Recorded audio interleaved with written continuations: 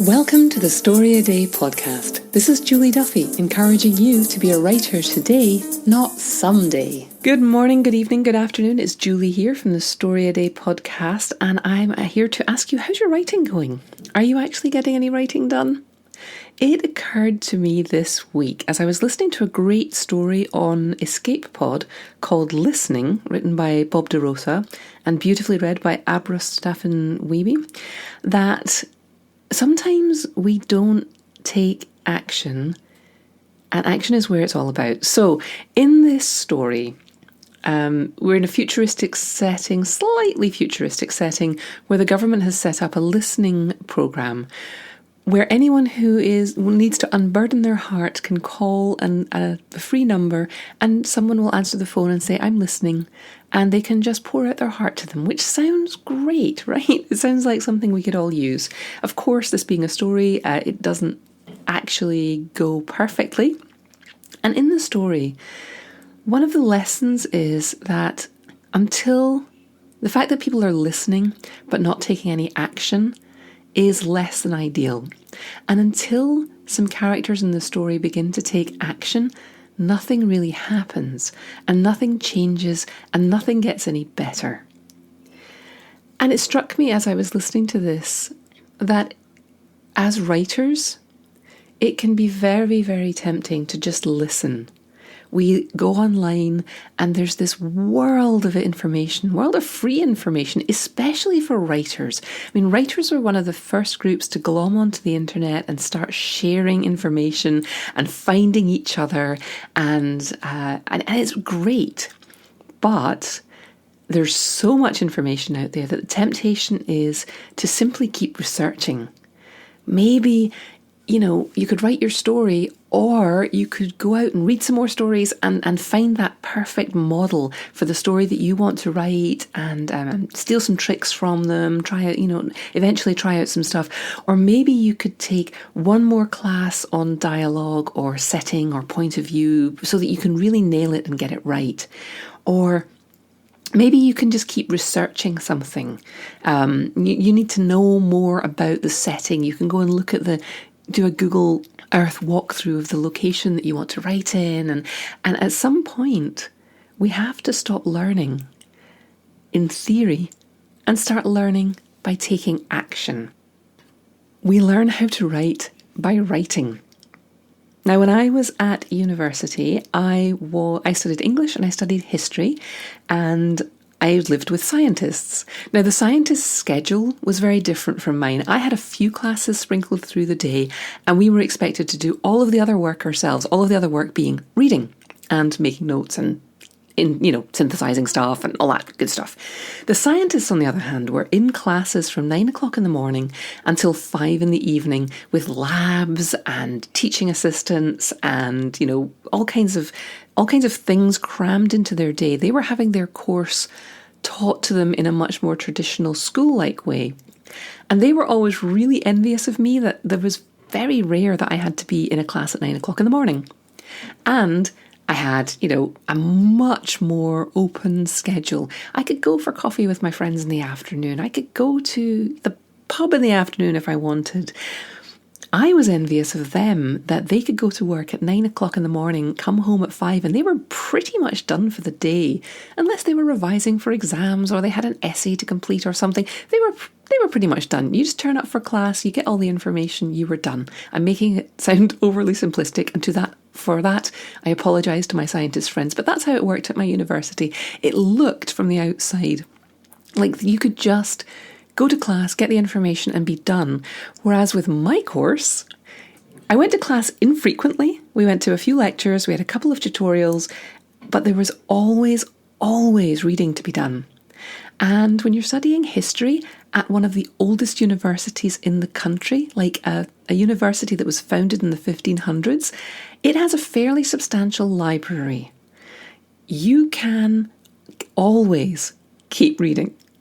Everything I did, I never felt ready, because I was always hugely aware that there was more to read. There was more I could learn. There was more I could know. And, once you start reading a scholarly article, you go into the notes at the back of it, and there's just all these other articles you can dig into. It was like the internet before the internet. It was paper hyperlinks.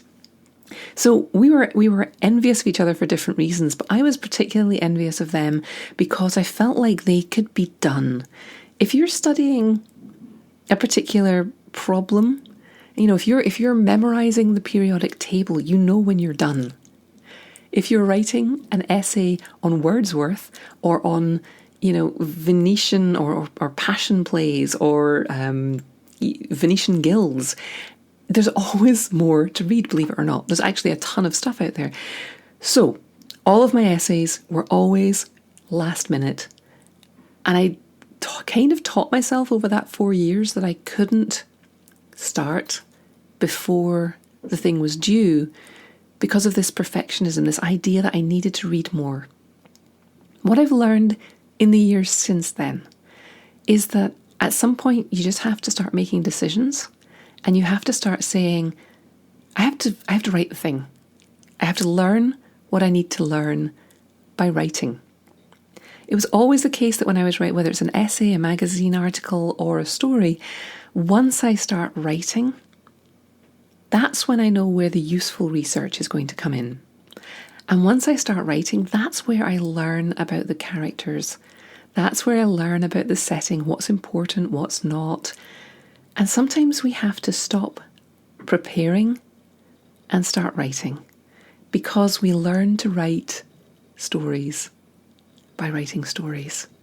It's annoying, but it's true. So I invite you this week to try and put like a little reminder in your brain that anytime you think about hopping online to check one more thing, anytime you think that you're not ready to start a story, anytime that you think you've got to do one more thing before you could possibly write this beast, just start writing.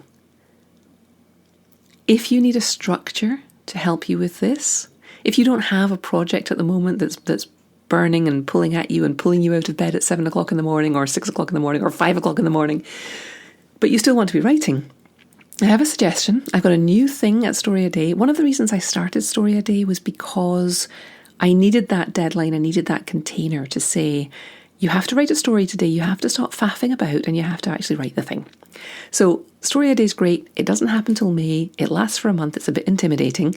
What I've done is I've put together a little 3-day challenge that you can take any day of the year. You can start any day of the year. Obviously, you can't take a 3-day challenge on one day.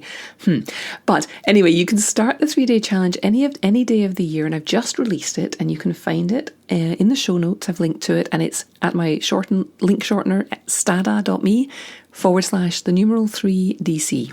So stada.me 3DC for 3-day challenge. If you find it helpful to have a structure like the Story A Day challenge, but you're not ready to commit to a month or you can't wait till May, check out the 3-day challenge, because it's just 3 days of me giving you a little bit of instruction, something to think about to get your juices going, and a prompt that you can adapt to whatever suits you. A lot of people have jumped into it already. I'm hoping to hear some comments back from them soon, and I think you'll like it. So check out the 3-day challenge if you are looking for a way to get yourself from theory to practice faster. Now, I'd also recommend that you have a listen to that story, Listening by Bob DeRosa, and it was on Escape Pod, the podcast. It was an Escape Pod original. So I don't know if there's a printed version of it somewhere. I should have looked that up before I started to record, but I didn't, so I apologise for that. But it is really well read, and I'm very picky about my narrators, and this one was a good one. Okay, so having encouraged you to write, I'm going to give you some other resources. This month at Story A Day, the theme is love. It's not just for the ladies. And the point of that theme, because it's February and we've got Valentine's Day and we've got February the 29th, which is, traditionally a day when women could propose to their boyfriends. So I've gone with the theme of emotion because every piece of writing needs emotion in it. So I'm starting this week with the writing prompt from this past week is about the different aspects of love, of enduring love. And they are roughly intimacy, passion, and commitment. So in that writing prompt, I talk about the ways that you can play with those 3 aspects of love and tweak them and mix them into a perfect cocktail for the kind of relationship that you're trying to describe in your story. And I want you to go and have a look at that prompt and maybe write a story to that prompt this week, thinking about emotion both between your characters and within the story and inside your reader. That is how we create raving fans, is by bringing our readers into the story, connecting with them emotionally. So taking apart the emotion of love, whether you're writing a buddy comedy or a spicy erotic romance, looking at breaking down love into its constituent aspects can really help us to put them into the story in a way that is manipulating both the characters and the reader, but in the best way. So I encourage you to go and have a look at that. It's at storyaday.org/wow-3-loves. So if I've managed to get you all excited about writing, I highly encourage you to go and have a look at the 3-day challenge. The link is in the notes, and to have a look at the prompt at the website as well. I'm wishing you a wonderful week of writing. I hope that you're inspired. I hope that you don't get distracted. I hope that some of the work we did on habits in January is still paying off for you. And I would love to hear from you. What's going well? If you haven't gone to the website yet, to the Swagger post, to put your accountability post in there, you can check that out at storyaday.org. Just search for Swagger, SWAGR. It's the first post every month. It's a little, you can go into the comments and you can let us know what you're going to be working on this month, how you got on last month, that kind of thing, and then come back next month and do the same thing. I would love to hear from you. You can do it there. You can email me. How's it going? What are you working on? What do you need? What's tripping you up? Every time I hear from somebody out there, it inspires me to do a blog post or a podcast or a Facebook Live addressing that issue in the hopes that I can learn something and that you might be inspired as well. So I'd love to hear from you. If you know anyone who would enjoy this podcast, of course, let them know about it. And check out the 3-day challenge. And I wish you a great writing week. And most of all, keep writing. Thanks for listening. Why not come over to the blog at storyaday.org and check out this week's writing prompts and articles. And in the meantime, have a great creative week. And of course, keep writing.